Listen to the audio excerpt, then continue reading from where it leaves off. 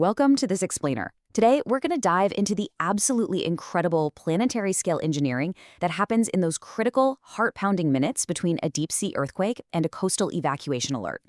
We so often think of natural disasters as just sudden, unpredictable chaos. But behind the scenes, there is this intricate, lightning-fast network of subsea sensors, orbital satellite constellations, and cutting-edge artificial intelligence, all working together to buy us the one thing that matters most: time. So, to really understand the stakes here, we have to look at the Global Historical Tsunami Database. It records roughly 2,500 tsunamis going all the way back to 2000 BC. And for the vast majority of human history, these massive waves arrived with virtually zero warning.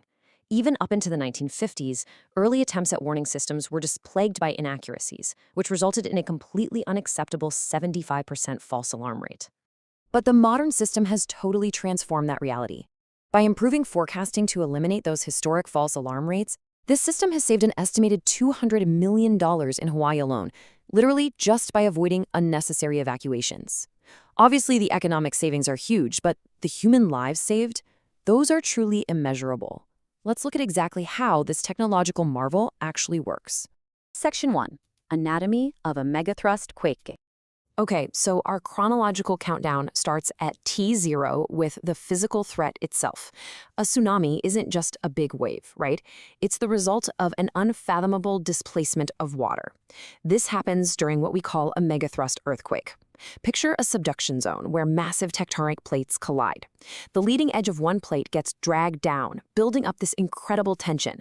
When it finally snaps and breaks free, springing seaward, it violently thrusts up the seafloor and the entire column of water sitting above it. That sudden seafloor uplift is the genesis of a tsunami. The very first systems to detect this violent rupture are seismic networks run by the USGS and their global partners. They rely on some seriously sensitive instruments. Strong motion sensors capture the large amplitude, high-frequency waves of a local quake. We're talking 1 to 100 hertz. Meanwhile, short-period seismometers listen for those faint primary waves, or P waves, from distant shocks above 1 hertz. Modern versions of these use highly sensitive internal magnets and circuits to instantly measure both vertical and horizontal ground motion in real time. But here's the catch. Because they're measuring seismic waves in the earth and not the water itself, they're inferential. We still need another layer of technology to actually confirm that a tsunami has been born. Section 2. Deep ocean DART sensors. Moving from that inferential seismic data to direct ocean measurement takes us right down to the seafloor. To get those direct measurements, we use the DART system, which stands for Deep Ocean Assessment and Reporting of Tsunamis.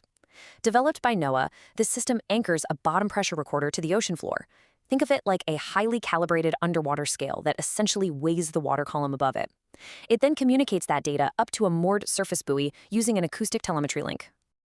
To put that engineering marvel into perspective, this system is precisely measuring a 1-centimeter water anomaly under the immense crushing pressure of 6,000 meters of ocean.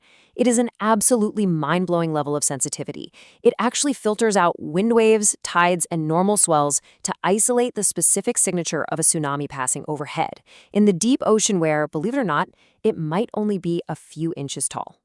Now, the bottom pressure recorder isn't just passively sitting there recording, it is constantly predicting. It uses something called a Newton cubic extrapolation algorithm to predict the next sea level measurement based on current trends. If the actual measurement differs by more than 3 centimeters, boom, the system instantly triggers. It uses an acoustic modem operating at 15 to 18 kilohertz to fire that data up to the surface buoy. Crucially, the system shifts out of its sleepy hourly reporting mode and jumps into an aggressive triggered transmission mode, sending rapid-fire data every 15 seconds. Section 3. Satellite Telecommunications Link. Once that acoustic signal hits the surface buoy, the data makes a massive jump from sea level straight into space. The buoy is equipped with antennas that connect directly to the commercial Iridium satellite network. NOAA utilizes this specific network because it consists of 66 cross-linked low Earth orbit satellites flying just 780 kilometers above the Earth. Compared to geostationary satellites that are way, way farther out, this low Earth orbit offers drastically shorter transmission paths, super low latency, stronger signals, and highly reliable two-way data transmission. Just think about the blistering speed of this relay. From the exact moment a megathrust earthquake displaces the seafloor at T0, the DART system triggers within 15 seconds. In under 3 minutes, the data completes its acoustic journey through miles of water to the surface, and by T plus 5 minutes, that raw pressure data has traversed the vacuum of space and landed directly on the desks of scientists at the Pacific Tsunami Warning Center. It's wild. Section 4. AI and Predictive Modeling. Back on solid ground, warning centers have to translate this rapid influx of data into actual predictions. And this is where things get truly futuristic. We aren't just looking at ocean pressure anymore. Get this. As its tsunami travels, it actually pushes the atmosphere above it, creating internal gravity waves that reach all the way up to the ionosphere. We call these traveling ionospheric disturbances. Using signals from global navigation satellite systems, scientists can literally track the tsunami's atmospheric signature from orbit. And we're now using convolutional neural networks, which are advanced computer vision algorithms, to turn this atmospheric data into images, which the AI then analyzes to spot the waves.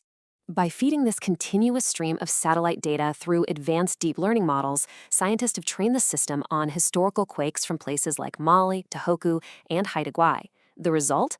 They can detect these atmospheric tsunami signatures with a staggering 91.7% F1 accuracy score. This is a total game changer because it provides open ocean coverage even in areas where we don't have physical DART buoys deployed. Inside the warning centers, scientists are busy combining these AI insights with the hard data from the DART buoys and those initial seismic readings. They feed all of this into pre-established scenarios and high-resolution digital elevation forecast models, which were developed by NOAA's Pacific Marine Environmental Lab. Within minutes, they're simulating the exact wave movement across the ocean to calculate precise arrival times, the extent of coastal flooding, and exactly how long those dangerous currents are going to last. Section 5. Multi-channel emergency alerts. But look, all of this cutting-edge prediction is completely useless if the warning doesn't reach the coast before the wave does. Warning centers must quickly distill all this planetary-scale data down into clear, actionable intelligence for emergency managers and the public. They use 4 distinct alert levels. An information statement simply lets officials know a quake occurred. A watch means a tsunami might arrive later. An advisory warns of dangerous currents. But a warning, the highest level, means widespread, dangerous coastal flooding is imminent, and immediate action is required. Once a warning is issued, it triggers this massive multi-channel cascade of dissemination. In the US, this is the system that suddenly makes your cell phone buzz with a wireless emergency alert while simultaneously taking over NOAA weather radio and local TV broadcasts. But internationally, the methods adapt to the local environment. In Thailand, for example, the system relies heavily on outdoor coastal sirens, loudspeaker trucks, and, importantly, local village headmen who coordinate via VHF amateur two-way radios to ensure their communities get the message, even if the power grids completely fail.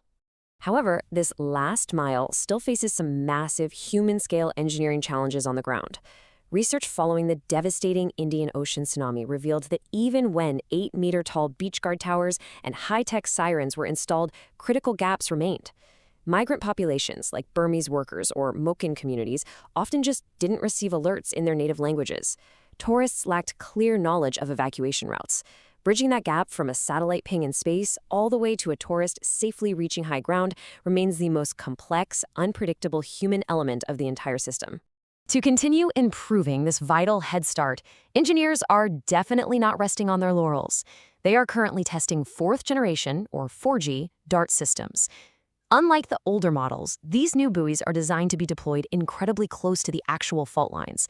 They'll be capable of detecting and measuring a tsunami practically on top of the earthquake's source itself, feeding that critical confirmation into our AI models faster than ever before. So I want to leave you with this final thought.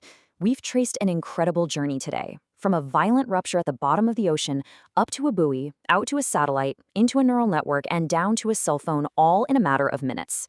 As our predictive AI gets sharper and our subsea hardware inches closer and closer to the fault lines, how close are we to a future where planetary defense is completely autonomous, where the system calculates and issues the life-saving alert before the Earth has even stopped shaking? The science is already in motion. Thank you so much for joining me on this explainer, and stay curious.